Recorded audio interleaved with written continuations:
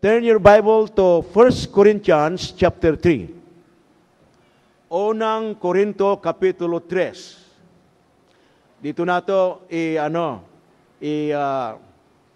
i-base yung ating pag-aaral ngayon. I know this is a season na hindi lang ako ang magsasalita. I really would like you to get involved in our teaching today kasi I wanted you to be open up. Pag hisgutan nato tungkol sa ministry, tungkol sa pag-alagad, sa pag-atiman sa sa atong simbahan, mga membro. When we talk about the church, we talk about the members of the church. We talk about the facilities of the church. We talk about the discipline in the church, program of the church. All of this we are going to talk about. And that is very important. I know, I have been there. I have been there with you. I serve as pastors for different churches. When in fact, the longest church I pastored is the Sasa Church. I think 11 years before I went to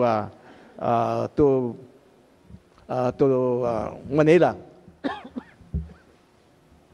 in 1990. And I serve as pastor to start with two families, dalawang pamilya. The Sasa Church was started as a school church. Okay, school church natin na.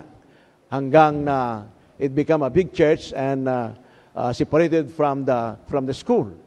And so I have been there. So I know what it is to handle a church. Okay, there are problems, there are needs that need to be taken care of. Na tayo mga pastor, dapat we need to know how to manage yung ating congregation, how to take care of our congregation. Ngayon tinatawag na pastoral care. Pastoral care. Caring para sa mga membro as pastor. And then we have the administrative function. See, we are administrators. Okay? Siguro pag-usapan din natin, ano bang diferensya? What is the difference between a leader and administrator? Dakong bagay yan.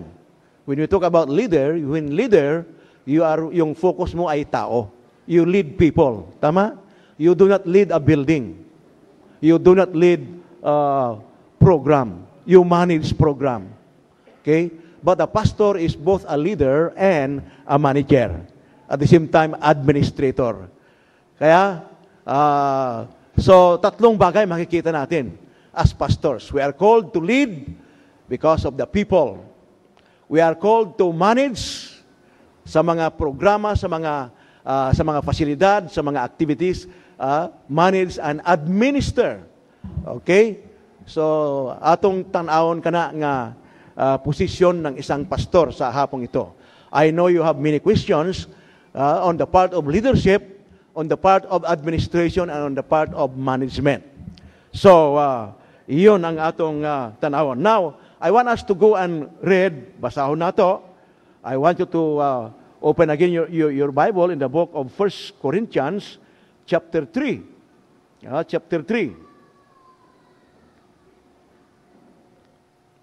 Alam naman natin na the Corinthian church nagkakaroon ng mga problema. Pero there is always a solution.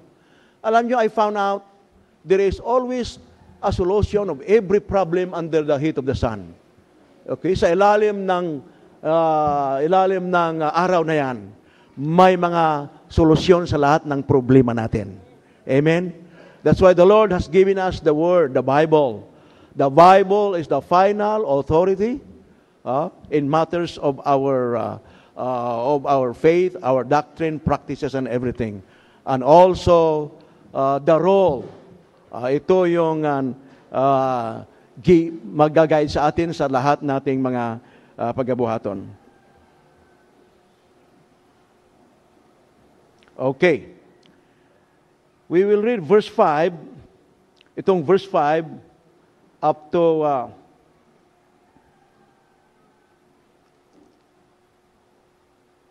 verse 11 or 15, verse 5 to 15. Verse 5 to 15. Alam naman natin dito yung background, verse 1 to 4, was a correction, a rebuke to immature. Pero in verse 5, ito yung sinasabi ni San Pablo, and I would like to, you follow me with my reading. I'm using New King James Version. New King James Version. And it says here, who then is Paul? Who then is Paul? And who is Apollos? But ministers through whom you believe, as the Lord gave to each one. Hallelujah. Sino ba si Pablo? Sino ba si Apollos? Sila ay mga ministro sa Panginoon na inyong pinagkatiwalaan. As God has appointed them. Then verse 6, sabi ni Pablo, I planted, ako ang nagtanim, Apollos watered. Okay? But God gave the increase. So nakikita natin dito yung partnership, no? That we are partners in the ministry with God. We are laborers together with God. In other words, lahat tayo ay isa yung gawain natin, ministry, pinag-usapan. Isa yung tumbok natin na dapat palaguin ang church. Pero we need to understand that the increase, the progress in the church ay iyan na nasa Lord. The progress. Pero, sabi ni Pablo, sabi ni Lord, na Paul, sabi na, I planted, Apollos watered, but God give the increase. We will talk more about that. Napakaganda ito. Okay, and then, verse 7, so then, neither he who plants is anything, nor he who waters, but God who gives the increase. Ibig sabihin yan, na tayo mga pastor, gawin natin yung responsibilidad natin, at when we do our responsibility, ang Panginoon ay bahala magpalago anak. So, there is a working relationship with one another and with God. Okay? Verse 8, now he who plants and he who waters are one. Lahat ng mga ministry sa loob ng church, iisa lang yan. We are working together. Para bang iisang cake. I-slicein mo yung isang cake na yan, lalo na yung pizza. Yung pizza, masarap ang pizza, di ba? Pero you will find out that the bread, or yes, pizza is a bread. It was being sliced into different sizes. Pero iisang cake, pizza. But individually, nagkakaisa pero they are connected. Ganon din sa ministry ni church. That's why in the church, there should be no competition. Okay? But there should be complement. Magko-complement yan. Hindi mo sabihin, ay, ministry mo yan eh. No, there is a connection. May connection yung ministry ng isa't isa sa loob ng simbahan. I think a good comparison is the body. Itong katawan na to, itong lawas na to, lain-lain mga membro. Di ba? Tingnan mo. Ano kaya mangyari kung isa lang ang paa na to? Di tayo makabalance, no? God intended that we have to have two. Yung kalabaw, God intended to have 4. So, kasi malaki yung katawan niya eh. To carry the body. But God give us 2 feet. And then, all of the parts. But we are all connected. We minister to one another. Kasi the body, ginamit ni Lord yung katawan as a church. Doon sa church natin, sa loob ng iglesia, nagkalain-laing taong personalidad yan. Nagkalain-lain sinultihan, may Ilocano, Cebuano, Tagalog, Ilonggo. Pero iisa lang nga. Okay? So we do not try to divide the church into the dialect or tribe or what. We are all one. Kaya sabi ni Pablo, there is neither Jew nor Greek. In Christ, we are all one. Amen? We are all one. All right. And then, sabi niya, verse 8, now he who plants and he who waters are one. Iisa lang. And each one will receive his own reward according to his own labor. Yan ang napakaganda sa Panginoon. You know, God is a God of justice. God is going to reward you personally, for what you have done. Kung ano yung assignment mo in the church, kung ano yung ministry mo, you just focus that. Because God is going to reward you for what God has given you to do. Okay? God is going to reward you. Huwag mong pakailaman yung iba. Pakailaman mo yung trabaho mo. Di ba? Pakailaman mo. Kasi gawin mo yan, at gawin niya yung trabaho niya, kayong dalawa, you do your work together, and God will bless you to make the church grow. Ayun naman ang sikreto eh. Ang sikreto niyan in the church, of all the ministries in the church, and every leader in the church will just do their part. If you are the feet, yung trabaho mo is to carry the body and to walk. It's not your job, the job of the mouth is not the job of the feet. Ang trabaho ng baba, dili trabaho sa tiil. Ang trabaho sa kamot, dili po na trabaho sa dalunggan. Okay? So you know your job. You have a job description. You have a work to do. Muna nga sa atong region, in our region, if you look at the structure of the whole region, we have the regional overseer, di ba? And then, along with that, nandoon yung we are talking now about management, administration. Then we have the different office, yung regional board. Di ba? May mga regional board. Kaya wala dito yung mga regional board. Nandun sila. And then we have the zone coordinators. We have the district overseers. We have the different department heads. Mahalaga yung mga departamento sa loob ng church because these departments were created to serve the whole church. To serve particular part of the body. Like for example, yung youth na to, youth department, may head yung department na yan, ang focus niya is to take care of the whole department in the youth. Wala siyang pakialaman sa mga men's, sa mga ladies. Ang dapat nakafocus yan, youth. Nagpaplano ka para sa youth, para mapalago ang youth department, parang masirbihan ang youth, parang maserban ang youth, parang yung youth will become strong and win more other young people in the church. Wow! And you know, the pastor, he looks all over all the different departments in the church. Napakalawak yung trabaho ng pastor. Kasi yung pastor, hindi naman pwede siya ang presidente ng youth, siya ang presidente ng men, siya ang presidente ng mga ladies.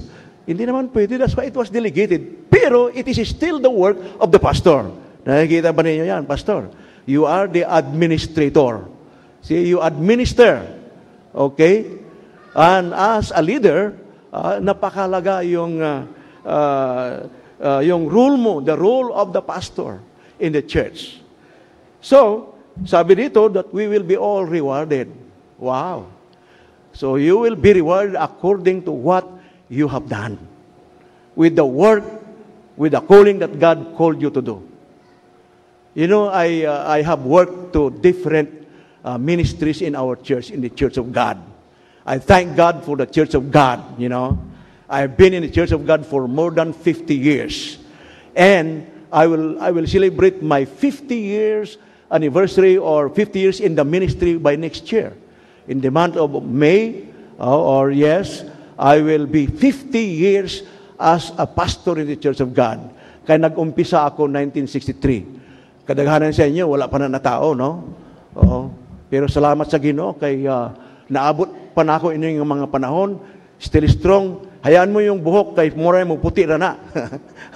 Pero my heart and my spirit is so strong.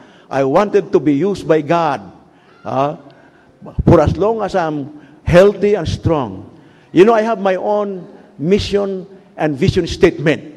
May I give that to you? My vision and mission statement is to live to learn, to serve, to please God, and do God's will in accordance to the Word of God through the guidance and anointing of the Holy Spirit to exalt Jesus. Iyon ang aking vision and mission sa sarili ko, while my intention. Okay? I really would like to, as a child of God, as a minister, I wanted to learn all I can, and can all I learn. Di ba? So, continuous yung learning ko. Learning is a continuous process. We stop learning when we die. Only when we die, na kita nakakaton, di naman takabasa. Pero for as long as we live, no matter how old you are, learning is still for you. Amen? Kaya, mag-68 na ako next month. Pero, estudyante pa rin ako. Estudyante pa rin ako.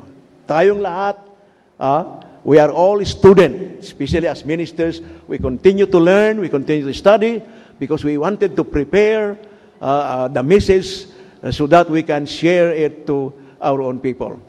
So, my desire is to learn, to live.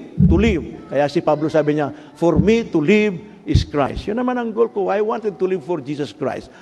I have no other concern in life but to live for the Lord Jesus Christ.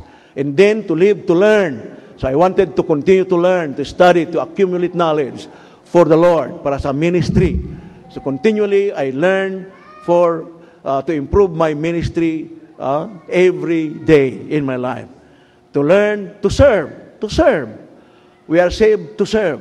So that we will serve. First of all, to serve God with all of our hearts, with all of our strength, spirit, and all of our might.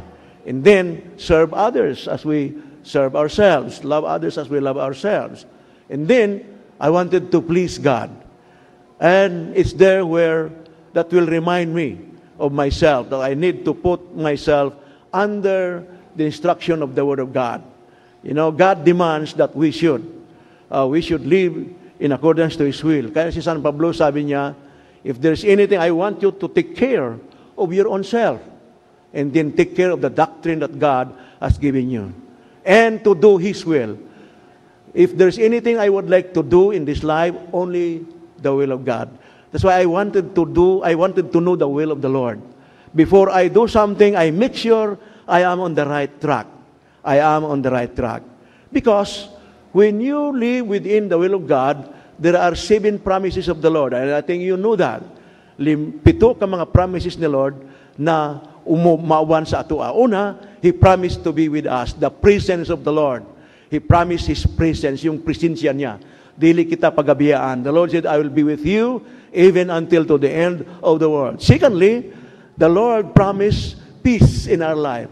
My peace I give unto you, not as the world giveth, give I unto you. Let not your heart, be troubled, because I will be there with you.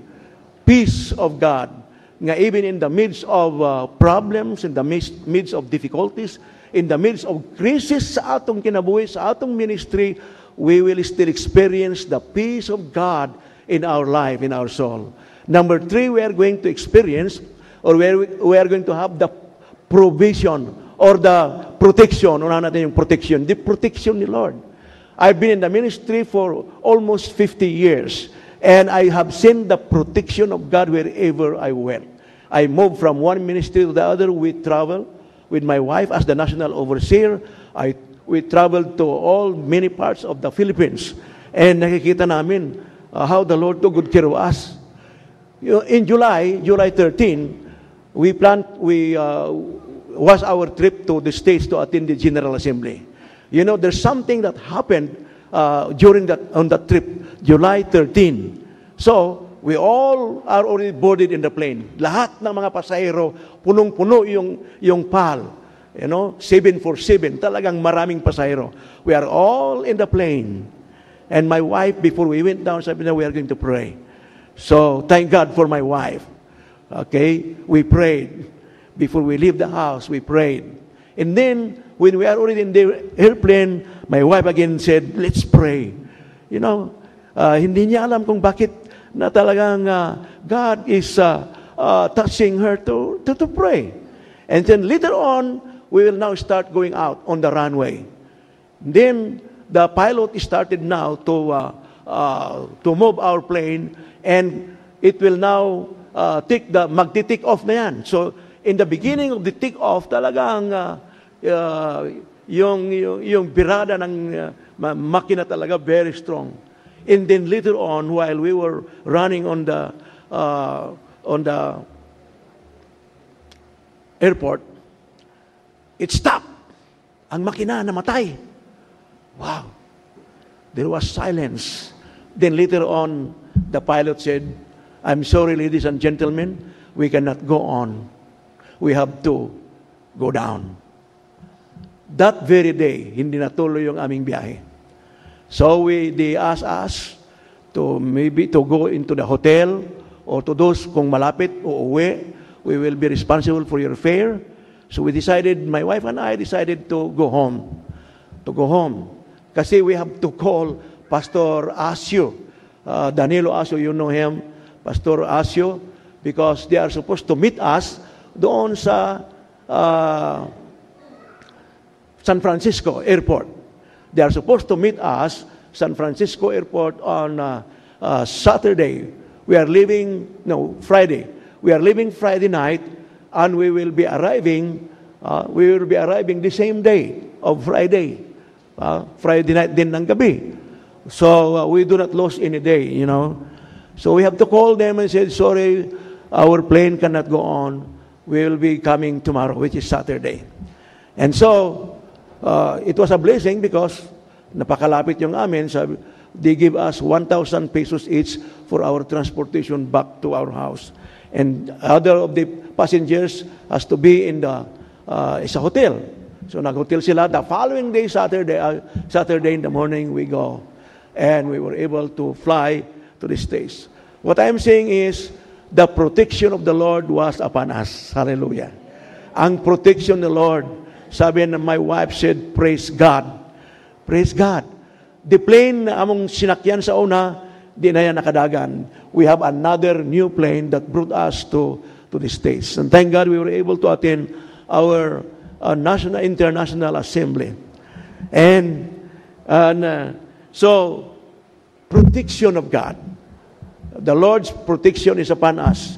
I will never leave you. That was a provision. That was the presence of the Lord. And sabi ni David, do I walk through the valley of the shadow of death, I will fear no evil, for thou art with me. Thy rod and the staff, they comfort me. And then the fourth P is provision. The Lord promised provision for every one of us. I tell you, for almost 50 years now that we are in the ministry, tama yung sinabi ni Haring David. Matanda na ako, pero hindi ko pa nakita na pinabayaan ni Lord ang kanyang mga anak. Amen. We have never experienced na we were neglected by God. You know, when we really put God first, as the Bible says, when you seek the kingdom of God first, all will be added unto you. We have to wait. We have to really wait on the Lord. The Lord is there to protect us. The Lord is there to provide our needs. So ang pang-apat is provision. Provision, my God shall supply all your needs according to His riches in glory by Christ Jesus. Panglima, we are going to have the power of God to perform the work of God. We cannot do the work of God on our own because the ministry is the work of God. Trabaho ni Lord yan. But we can do it for as long as we are called and we are entrusted by God. God is going to give us the power and the authority as a steward of the ministry of God. Bilang steward, God is going to empower you. God is going to give you the wisdom and all the necessary strength to perform His job. Because we are entrusted by God, we are called by God. And we have a responsibility and accountability to God. So God is going to empower us.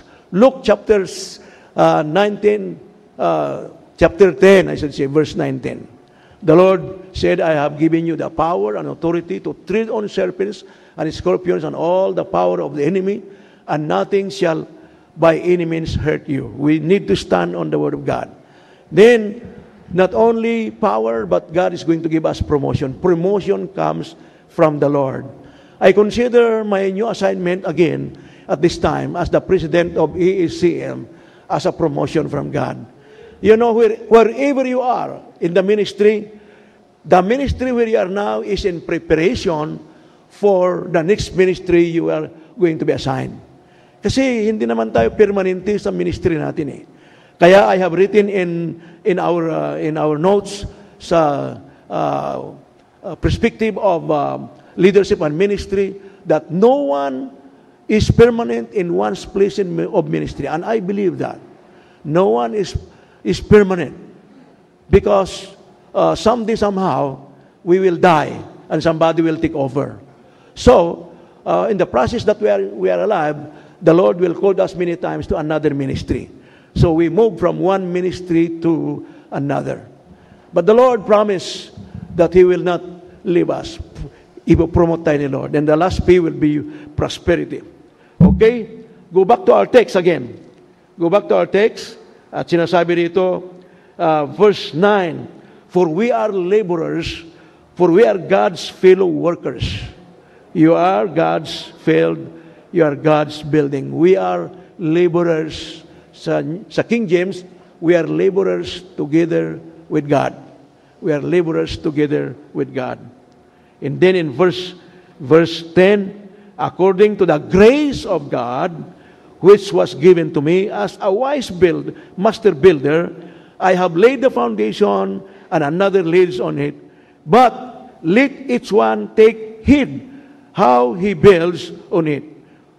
Verse 11, for no other foundation can anyone lay that which is laid, which is the Lord Jesus Christ. Amen. Three important principles na makita nato dire. Unang-una, yung pagkasabi doon na there is only one foundation of the church, and that is Jesus Christ, verse 11. Because Christ is the founder of the church. He is the foundation, He is the founder, He is the builder, He is the owner, He is the head of the church and the Savior of the church.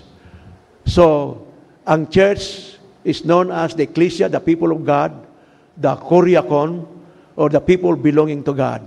The church is the people of God. Our members are God's church, member of His body. Christ is the foundation of the church. I think we need to understand that. So, as ministers, we are going to lay in that foundation. God has entrusted to us as pastors to manage the work of God.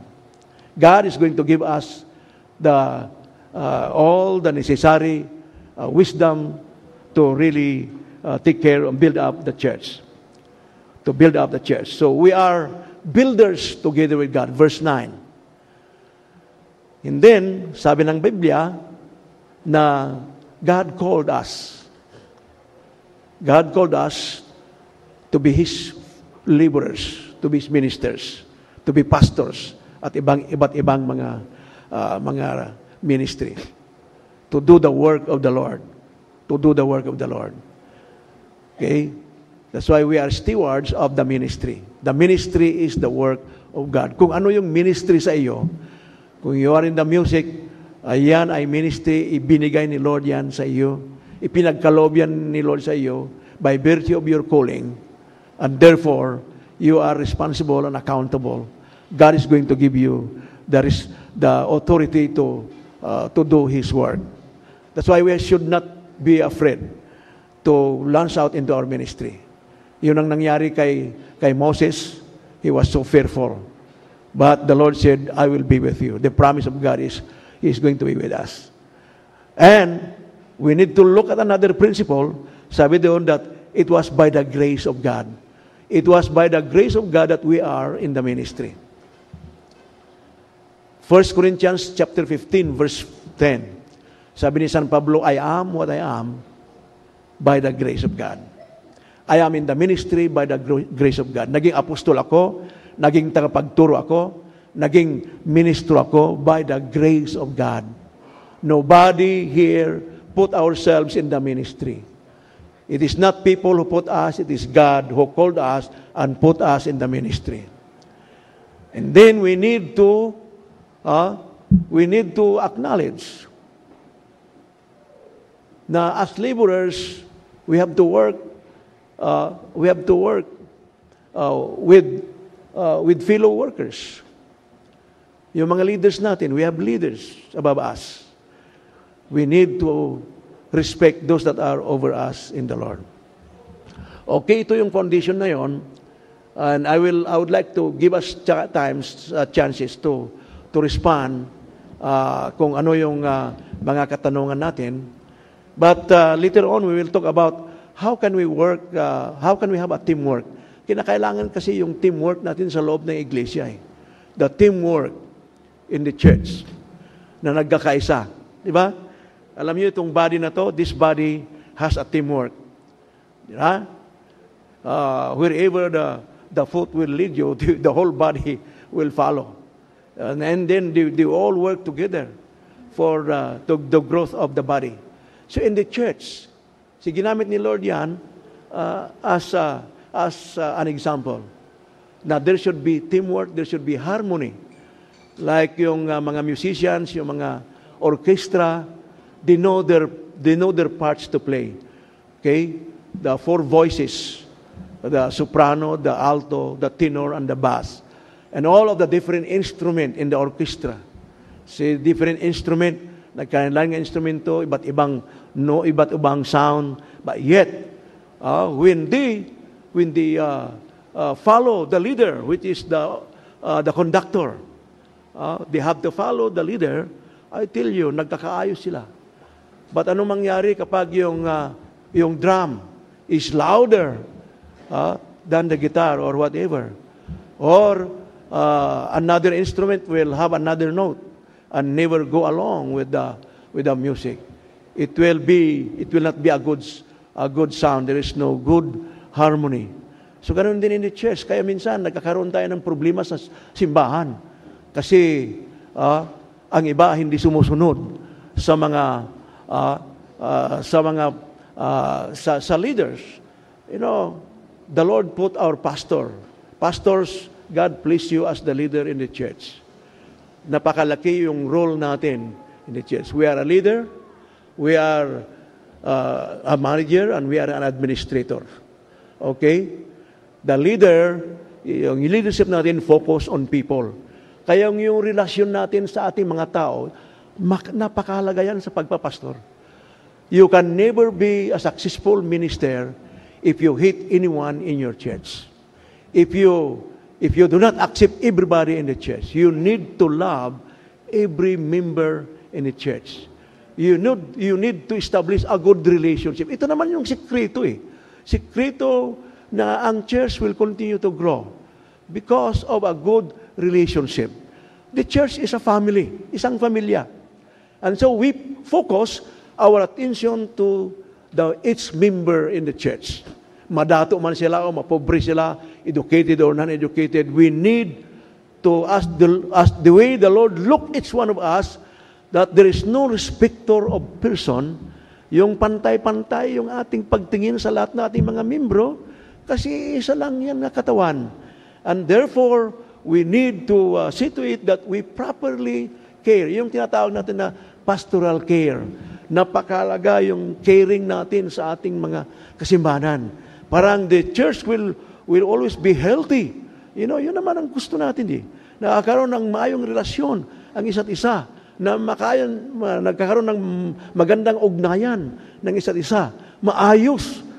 You are going to the same direction.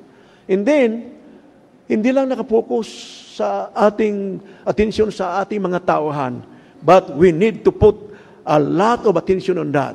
And then, in the program of the church, yung mga programa, the pastor being a manager, should always look after the different activities to manage Okay? That's why you need to put people, yung mga tao na alam mo na they have the knowledge and they have the capability of doing that ministry, yun ang ilagay natin doon. There is no politics in the church. Kapag binigyan natin ng kulay ng politiko sa loob ng simbahan, na ilalagay natin yung taong gusto natin, na hindi naman kwalifikado, it will create a lot of problem in the church. So it is very important that people we put in the church are the chosen people of God. Amen. Yung talagang pinili ng Lord. That's why we need to ask God, Lord, who would serve in my music department? Okay? Dapat may calling siya. Dapat may kaalaman siya. Dapat maganda yung kanyang buhay, reputation. There are three important qualities or qualification of a leader in the church. I want you to turn your Bible in the book of Exodus chapter 18. Remember, one time si Moses, he handled the work sa kanya lang. Kasi siguro, nakikita niya, wala pang tutulong sa kanya. So he handled all the job from morning till evening. Naglinya ang mga tao parang magpa-counsel kay Moses. Pagod na si Moses, pagod na rin yung mga tao because they were not served. But Jethro, his father-in-law, was observing. And then after all, maybe the end of the day, he talked to Moses. Sabi niya, anak, makinig ka nga sa akin. The way I look at you, you were so, you're exhausted. Hindi lang ikaw, pati yung mga tauhan mo. I want you to listen to me. And so, Jethro gave him a very good instruction. You need to choose people who are capable of leadership and put them into that position. In other words, you need to delegate. Delegation is the key. You need to delegate some of your responsibilities to people who are qualified to be in that position. So what are the qualifications of a leader? Looking at Exodus chapter 18, nakita na ba ninyo? Exodus 18, beginning from verse 21, siguro, 21. Okay, or chapter 18. All right.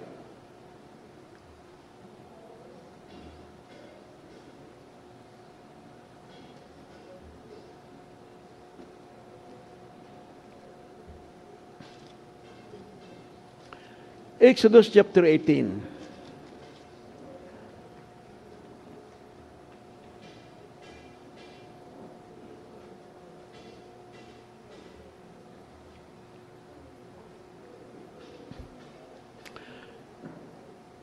Let us begin in verse 17. So Moses' father-in-law said to him, the thing that you do is not good, because he's doing it by himself. Both you and these people who are with you will surely wear yourself out. Totoo nga naman. For this thing is too much for you. You are not able to perform it by yourself. Hindi mo pwede ikaw lang. Sa unang panahon, yung pastor, siya ang song leader, siya ang Sunday school teacher, siya ang nagkolekta sa offering, siya pa ang lahat ng gawain sa church, siya ang tigwalis sa simbahan, iyatanan. Pero ayaw, idiligit na ito na. So niya, in verse 19, sabi niya, listen now to my voice. I will give you counsel, and God will be with you. Stand before God for the people, so that you may bring the difficulties to God. And you shall teach them the statutes and the laws, and show them the way in which they must walk, and the work they must do. Pakita mo kanila. In other words, train. You need to train. You need to prepare. You need to equip. Para bang ang ginawa ng ating Panginoong Jesucristo. Di ba? Jesus equipped the disciples before He left. And then He commissioned them to do the work. So, ganitong verse 21. Moreover, you shall select, ito na yung qualities, all the people able men who fear God, and men of truth, okay, hating covetousness, and place such over them to be rulers of thousands, rulers of hundreds, rulers of fifties, and rulers of tens. There are three important qualifications. Yung spiritual qualification doon, yung men who fear God, may pagkatakot sa Diyos, spiritually. Kasi kapag ang tao ay may pagkatakot sa Panginoon, he honors God. He's afraid to do anything that is not right. He's careful how to walk. Okay? Kasi spiritually matured, strong siya. So may pagkatakot sa Panginoon, he honors God. Pangalawa, able men. Yung mga tao who are capable of doing the job. Natural naman. Sino ang ilagay natin na bookkeeper sa church? E di yung may kaalaman sa bookkeeping, yung alam niyang 1 plus 1 equals 2, kung hindi niya alam, ay magka-problema tayo niyan. So, tinitingnan natin, kwalipikado ba siya? May kaalaman ba siya? Sino ang ilagay natin na director ng music sa church? Yung may kaalaman sa music. Di ba? Natural. Alam niya sa mga iba't ibang mga instrumento or to lead the choir or whatever. He has the knowledge. So we need to capitalize that. But we need to look at his spiritual life. Ito ba ay matured spiritually? May kaalaman nga, pero spiritually, bata pa. Okay? So, para bang hindi ba masyadong ma-qualified? Pangatlo na kwalifikasyon, moral qualification. He must be of good reputation. Okay? Be of good reputation. Without reproach. Ika nga. Iyo nga, a man who live in honesty. Okay? Honest siya. Truthful siya. Mapagkatiwalaan siya. Kasi sabi ng Biblia, ang mapagkatiwalaan sa maliit, mapagkatiwalaan mo din sa malaki. Diba? Pero kung hindi siya mapagkatiwalaan ni 100 pesos, paano mo ipagkatiwala ang 1,000 sa kanya? Ni 100, hindi nga pwede mapagkatiwalaan eh. Or any responsibility in the church, hindi nga mapagkatiwalaan as a leader of the youth. Paano mo ilagay as director ng youth? Presidente nga, hindi pwede. So, three important qualifications that he has to have that spiritual qualification, maturity, God-fearing, matured spiritually. Pangalawa, that he is able to do the job. May kaalaman siya. Pangatlo, that morally he is without reproach. Okay? Without reproach. Paano? Kwalipikado siya sa morally, is very good. Spiritually, murag, he has to grow more. Pero, educationally or yes, top-notch siya. Siguro we need to make it, na fully qualified. Look at yung tatlo. Kung pananglitan yung very very low ang kanyang abilidad, pwede man sab na he can go to training, more training on that particular ministry. Okay? So we need to put the right person in the right ministry. Amen. Right person on the right ministry. And he himself must have the calling. Unang-una, may calling siya sa Lord. When you have the calling, you have the burden to do ministry. New Testament reference, Acts chapter 6. So, tayo mga pastor, no? Ito yung guide natin. The Bible is our reference in matters of ministry in the church. So let us open our Bible in the book of Acts. In the book of Acts, chapter 6, there was a problem in the New Jerusalem church. Ang problema doon, may karong problema regarding the proper care of the widow women. There are factions to sa mga Hebrew women at saka mga Grecian women. Para bang may problema sa culture in the church. Pero there is always a solution to that. Okay? Ano ang solution yan? Anong sinabi ni Pablo? Okay, ang sabi ni Pablo, so then the 12 summoned the multitudes of the disciples. There was a meeting and said, sinabi niya, it is not desirable that we should leave the Word of God and serve tables. Hindi pwede nga kami ang trabaho pa na. Our ministry is in leadership. So, anong sinabi niya? Verse 3, therefore, brethren, seek out among you 7 men. Parang isang committee to, no? Kaya nga, in the church, dito makikita, we need to create a committee or we need to create a ministry to address the need in the church. Yun naman, yun ang prinsipyo na nakikita natin. We do not create a ministry for the sake of creating. Parang may position. Hindi. We create a ministry in the church in response to the need of the church. So there was a pangangailangan. So they said, we need to create a ministry. 7 people. We need to get 7 people who will be in charge of this type of ministry. And these are the qualifications na sinabi dito. Sabi niya, 7 men of good reputation. Moral qualification. Good reputation. Good reputation. Pangalawa, full of the Holy Spirit. Punong-puno sa Espiritu. Spiritual qualification yon. Ang pangatlo, and wisdom. Knowledge. Sinakita nyo, the same qualification in the book of Exodus and in the book of Acts.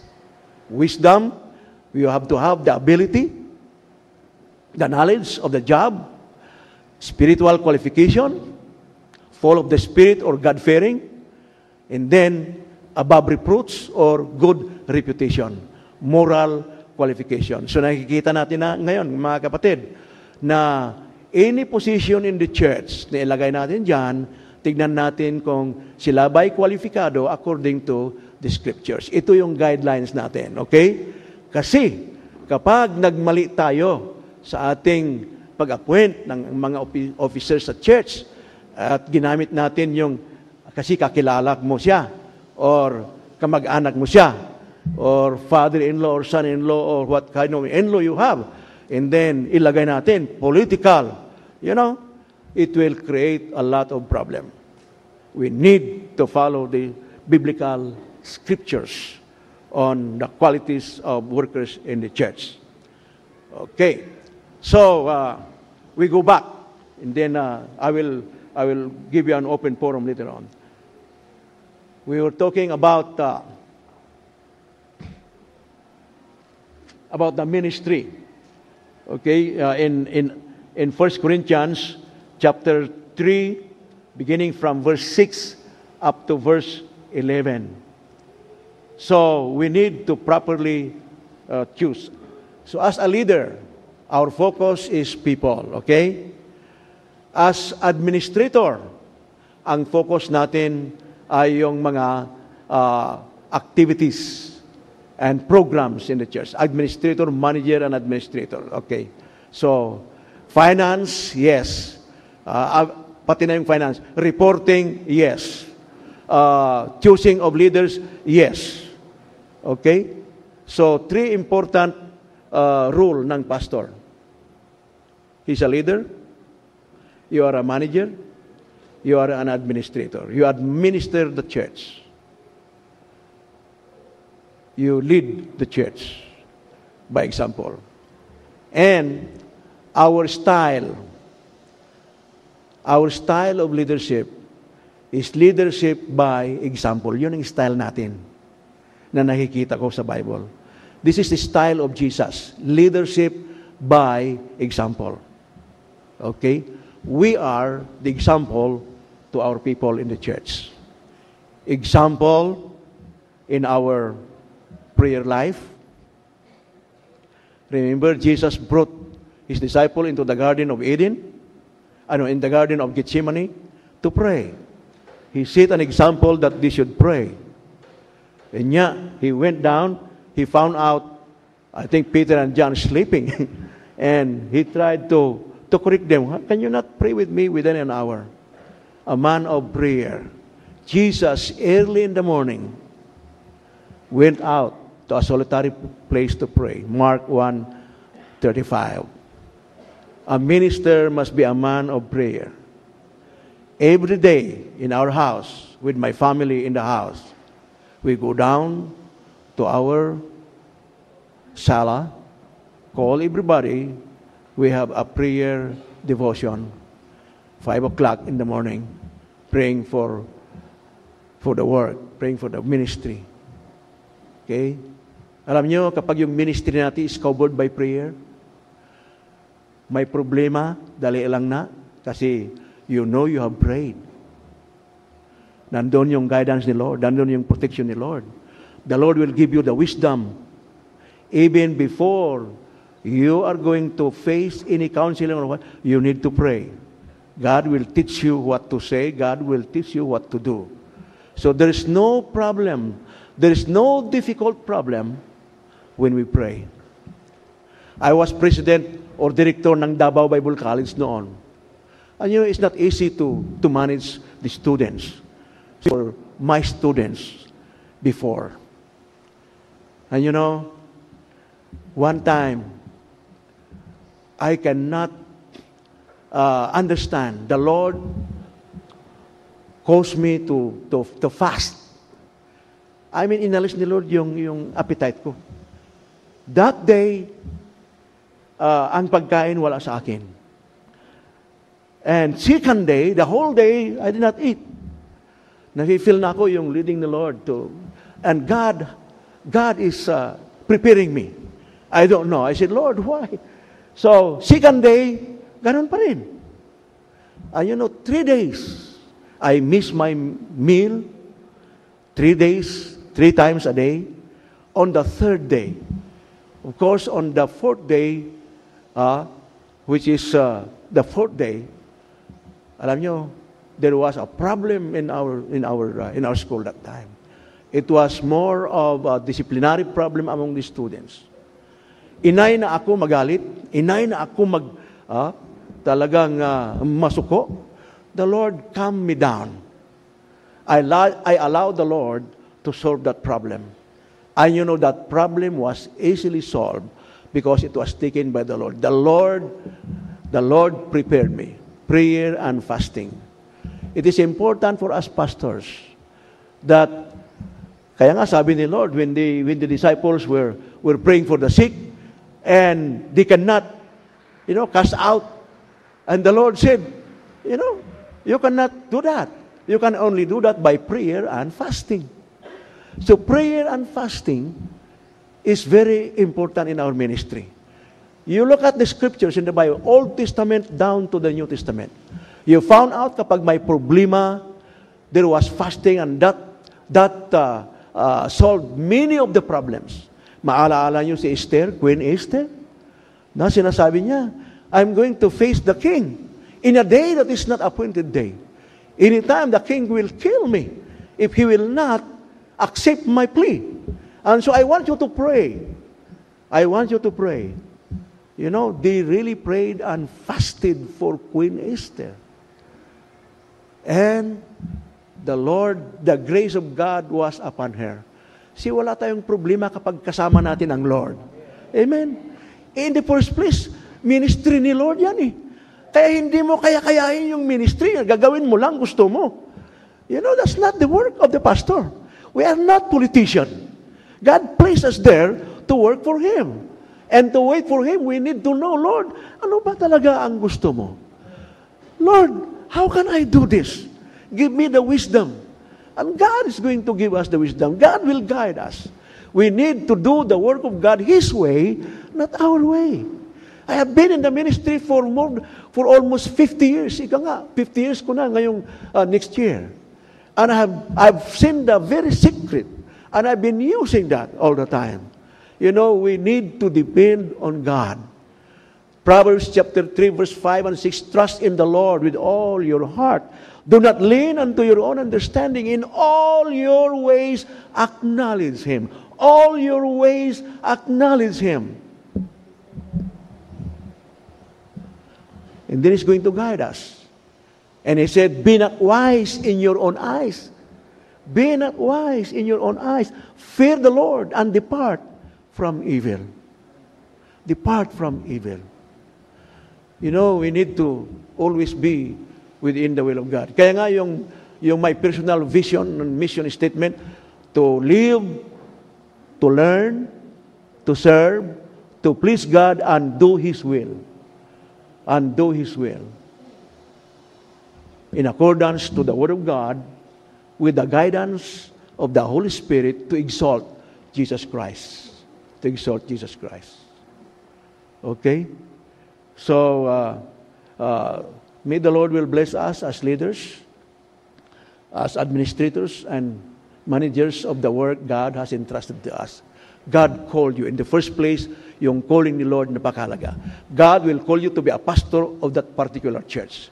And when God needs you to another church or to another ministry, God will call you to move to another ministry. When the Lord called you to another ministry, you need to obey Him because He's the one who called you into the ministry.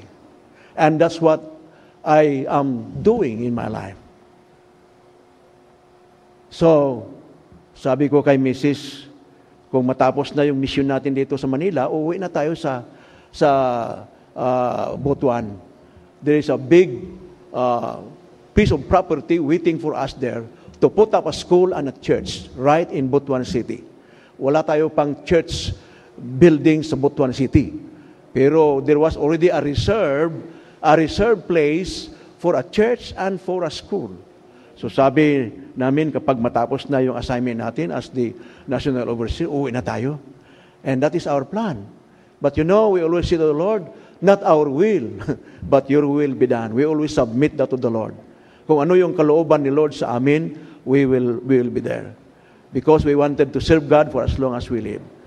And then later on, we were appointed, or I was appointed. Of course, when I have my appointment, my wife is a part of that. Pastors, your wife is a part of your ministry. Do not try to sit your wife aside. Both of you are together in it. Okay? Kapag yung wife natin will not help us, nagiging problema yan. Diba? Nagiging problema. Kapag you will be moved to another ministry, sabi nyo nga sa amin, hindi, maiwan ako dito, ikaw lang pupunta doon. Napakahirap yan. Both of you should be on the same direction, on the same mind. I really thank God for my wife, na she's always with me everywhere we go. She always say, I will follow you wherever you go. I'm there to support you. My wife is a great help in the ministry. And so, as president of our seminary, and I thank God for that. That's a big responsibility. Right now, we have more than 200 students. And we have many Asian students from Korea, India. We have some from the States, from Malaysia, and other countries, in India. And so, I'm teaching. I love to teach. I teach 3 subjects at our seminary. Even now, as a president, they asked me, I said, Mr. President, are you going to teach? Yes, sir, I'm going to teach. Give me an assignment. You cannot remove that from my life. You know, I wanted to impart my knowledge to the students. Gaya nung nasa DBC pa ako, I teach every time I was here. So, may the Lord will bless us. May we hear from you at this time. Siguro may mga iba't ibang mga